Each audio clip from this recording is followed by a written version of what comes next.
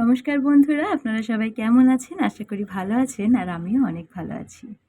এখন রাত্রেবেলা, এখন আমি করব রুটি আর সবজি। তো আজকে না এই সরু, সরু শিমগুলো এনেছি। এইগুলোর আরও একটা নাম আছে আমি ঠিক জানি না, তবে আমরা তো সিমই বলি না?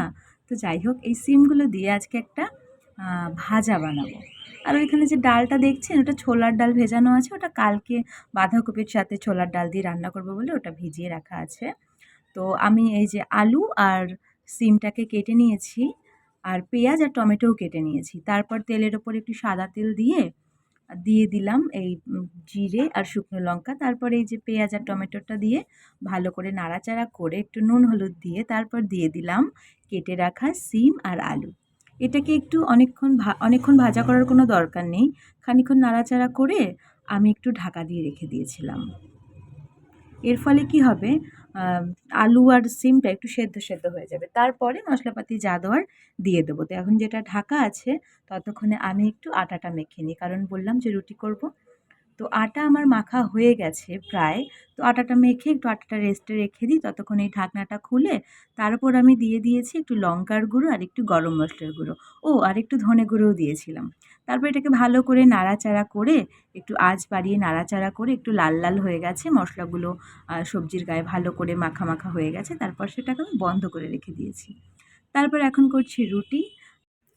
আর আমি না প্রত্যেকদিন কি রান্না করব তাই ভেবে আজকে এই সিমটা নিয়ে এসেছিলাম। ভেবেছিলাম এটাকেই ভাজা করে দেবো, দেখব কেমন লাগে। কিন্তু আমি যেভাবে ভাজা করেছি তারপর রুটির সাথে দুর্দান্ত খেতে লাগছিল। আপনারা কেউ এরকমভাবে একবার খেয়ে দেখবেন।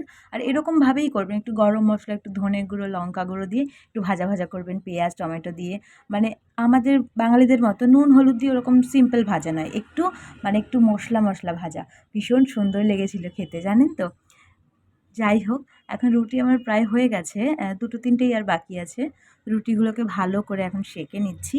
তারপর না আমি রুটির গায়ে একটু ঘি লাগিয়ে দেবো। কারণ তাহলে রুটিটা একটু নরম থাকবে।